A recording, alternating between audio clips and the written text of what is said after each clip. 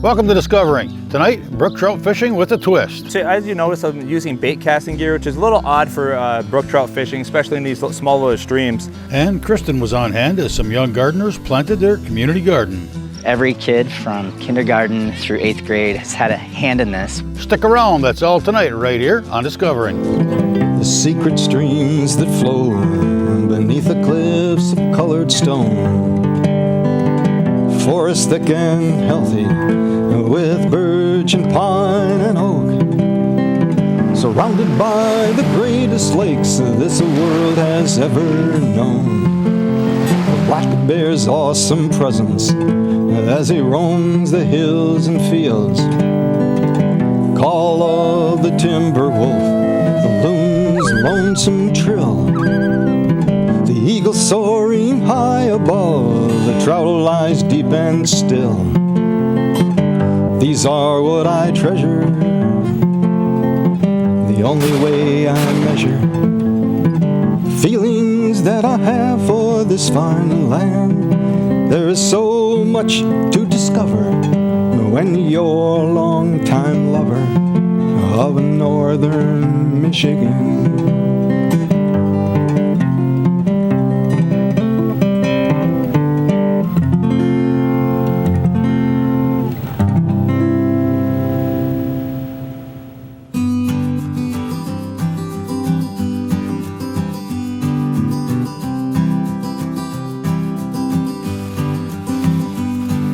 On a warm May morning, I had the opportunity to tag along with Cody Cass for a look at a little different method of brook trout fishing.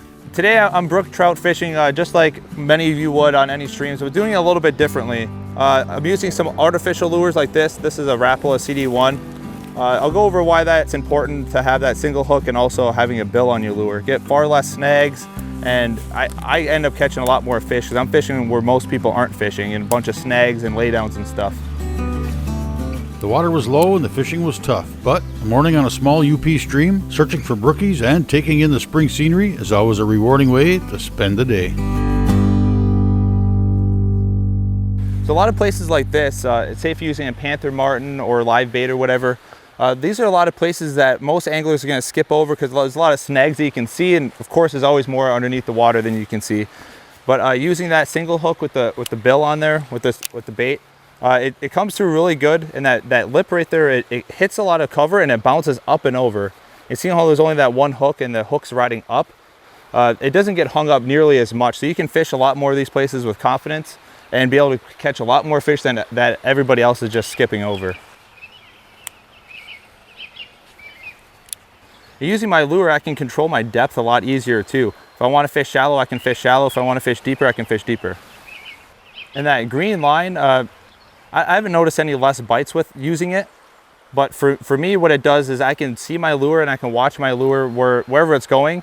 And I can also see my line. Like I can feed my line underneath some current, and that way I can have my lure almost curve around rocks or sticks or whatever. So that's where those fish are going to be sitting. They're going to sit wherever those worms and bugs are going to be funneled down into the current. Sinking crankbaits like this, they come through current really good versus like your typical floating ones. Floating ones are good when it's slower like this.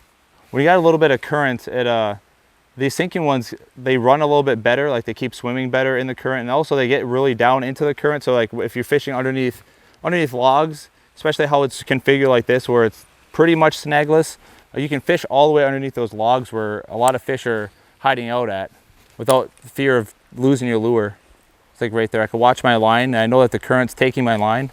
And I can feel when I'm hitting the rocks on the bottom. So I just kind of try to get my bait to tumble hitting the bottom like it would be like a small fish that's dying or a crayfish or something. A lot of times those trout are just waiting behind a log or a bigger rock just waiting to swallow it up. And with these heavier lures, I can control where it goes in the water column. If I have my rod tip up high, I can see my line and that kind of lets me know exactly where my lure is at. I can't see it that well in the water, but I can at least get a good idea as to where my line is. I can use my rod tip to keep it up high if I want to kind of ride the top of the water column. Or if I want to kind of ride in the currents, try to get in between rocks, under logs, I can just have my rod tip a little bit lower. And even with these smaller sinking crankbaits like this, sometimes you can fish them like a jig. You just let them sit on the bottom and they might tumble a little bit slowly. So if you have a little bit slower bite and it's not as aggressive, sometimes they'll pick it up off the bottom that way. by watching my line and kind of knowing how my lure acts, I could have it just swoop right around that stump.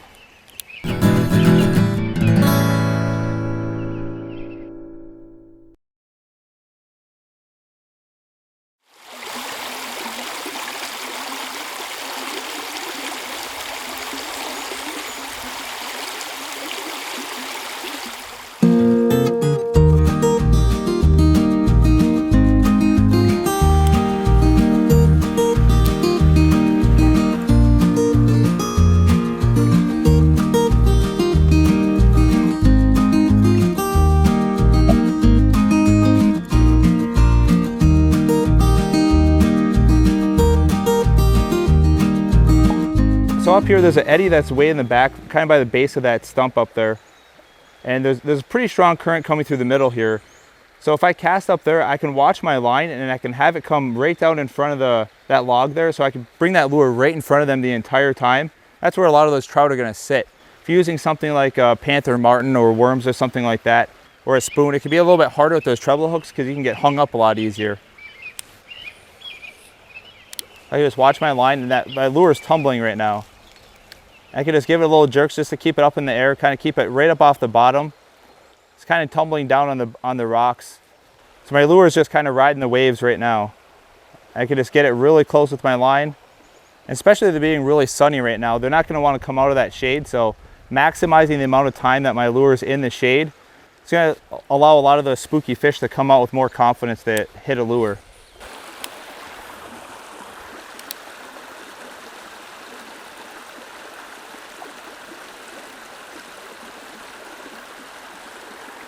There we go.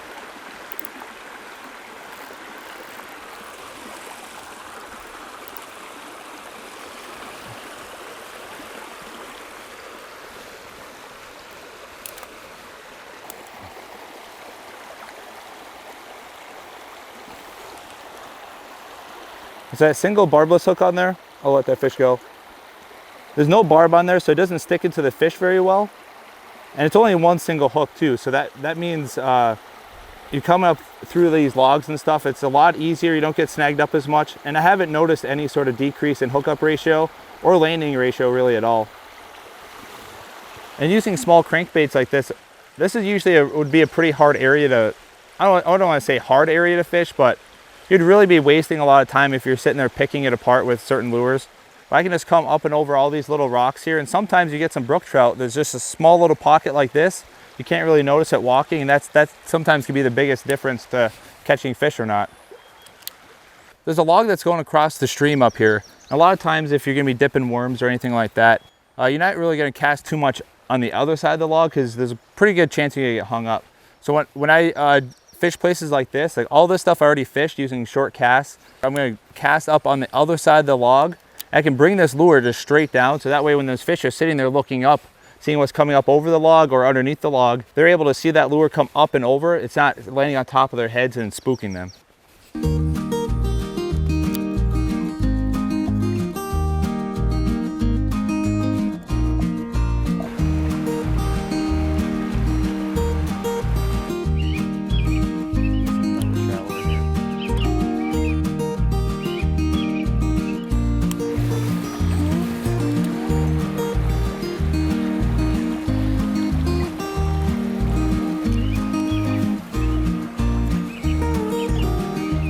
I'm staying really far back off the shore right now. I don't want my shadow to cast into the water, and also the fish can see out really well, and I have the sun right behind me, so it's a little bit easier to make a big silhouette on the fish. So I'll fish it from afar first, and then if I want to get into the little tiny pockets that I can't really reach from standing way back, then that's when I walk up and I'll fish that stuff. Wait, I just had one flash there for a second. Oh, look at that, right up on the shoreline.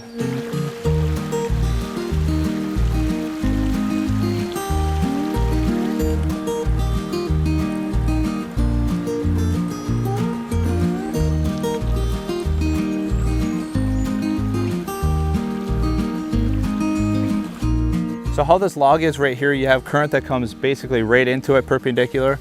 So I can cast on the far side of the current. I can let the current bring my line into the log a little bit, and then when I reel my lure in slowly, there'll be a little bit of tension on my line, but there'll still be a lot of bow in the line. And that way I can come right next to that log and I can swim my lure right next to it where a lot of those fish hang out. I'm just jigging that lure going up and down. It's kind of just tumbling around the bottom, swimming a little bit. And if you get hung up on a little something, you just get a little pull and it comes out 95% of the time.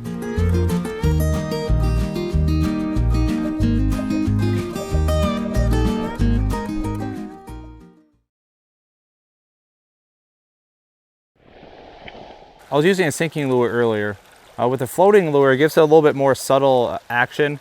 Right now, it does seem like the trout are super active. Like they're kind of look at the lure going by, and then they just kind of nose away.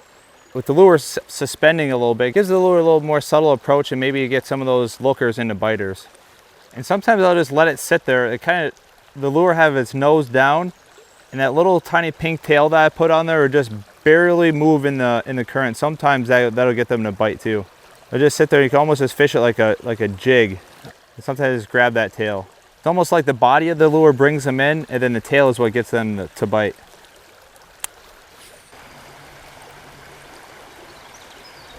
Got one.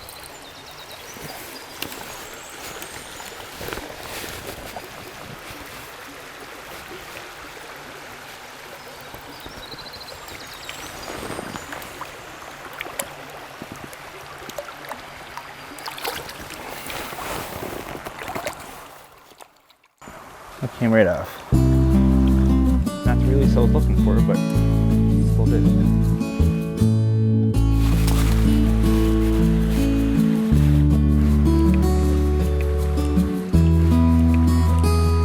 The fish has jumped back there.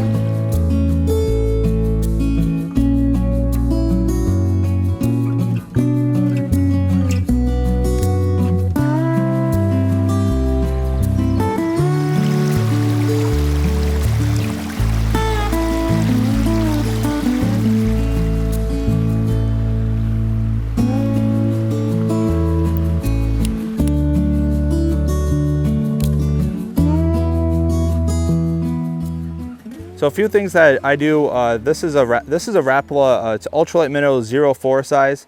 Usually comes with 2 treble hooks on here. It'd be one in the front here and then one in the back. What I do a lot of times, I'll just run it like how I have it here.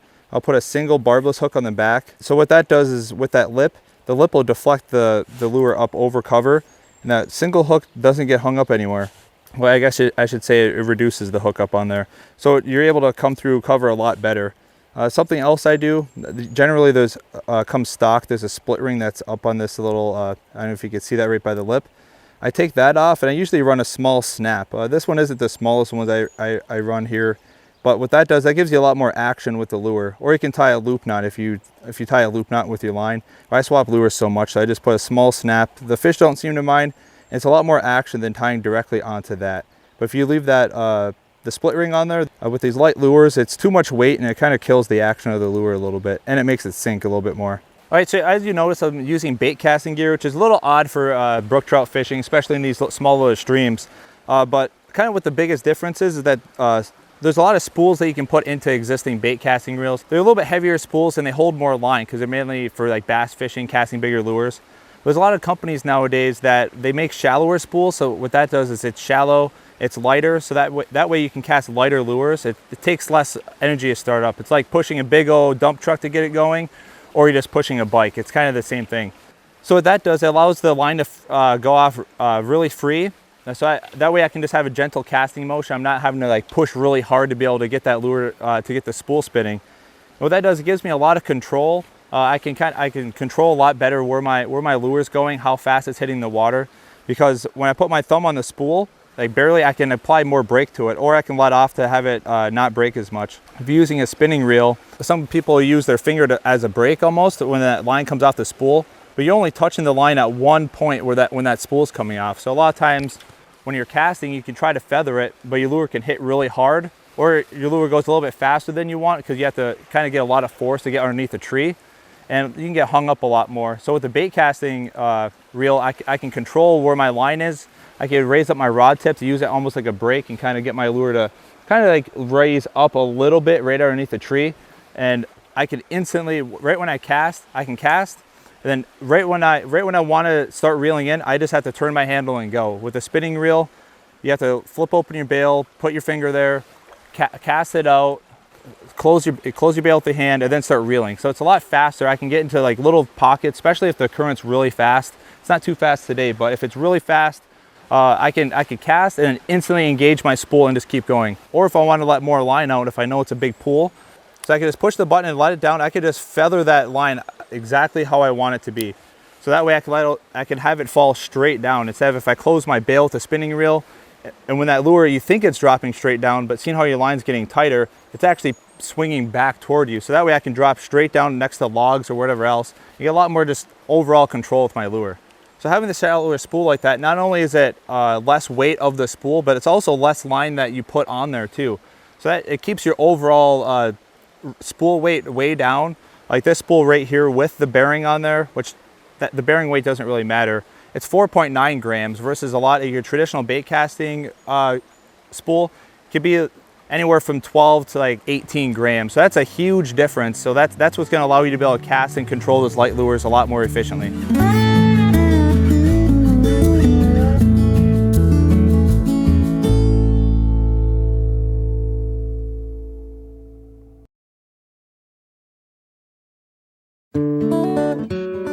The old farmers say you should wait until the first week of June to plant your garden here in the UP. And this year was no exception, with a hard frost the last week of May. I visited the kids at the Stanton Township public schools who waited and planted their new garden last week. It's been a labor of love between all of the staff, the students, and community members. Staff members Jessica Hendrickson wrote a grant to the Portage Health Foundation through their grant process, awarded our district $50,000 to redo our garden. Every kid from kindergarten through 8th grade has had a hand in this, whether it was starting seeds in the classroom, middle school kids teaching about composting. They've been doing that all year. So that's really cool. So we have kids teaching at the junior high level, younger children, 5th graders teaching all the students about winter sowing. Winter sowing is like, so you have like a jug. Juice container, and then like you'll put in dirt, and then you'll put in like your seeds, and then you'll like water it. So it's like kind of like a mini garden. And today we transported them into the garden. Yeah. And then you have the little ones, the younger ones, that are doing things right in the classroom and then coming out and being a part of it. So it really is incredible because everyone's involved, all the teachers, everyone plays a role. It was all for us, and we had to work really hard to get it all cleared for this garden. Janitor came with his tractor and stuff and made these long rows, and then we came down with rakes and raked it all out and planted manure and stuff. The boys right now we're working on a bunch of stumps that were left behind in the garden so we could get planting. We planted more asparagus and squash and corn and stuff like that, and then people worked on their own boxes and planted what they want. We planted basil and paisley and stuff, parsley and tomatoes. So we digged holes, took them out of the containers, things, put them in. The community is invited to come and help tend to the beds. And our rule is if you come and tend to the beds, you get to pick things that are in season. So green beans, we've planted a lot of green beans. We have a lot of tomatoes, things like that. The younger ones especially wanted pumpkins, so we have pumpkins and squash and all sorts of things that will be here when we come back that we'll try to incorporate into the classrooms. It really is a large science lab. Not only are we promoting healthy food and healthy living, along with the social-emotional learning, but we're using the area so the kids can explore science, get their hands dirty. The students have been really hardworking kids. They just jump in and they're excited to help.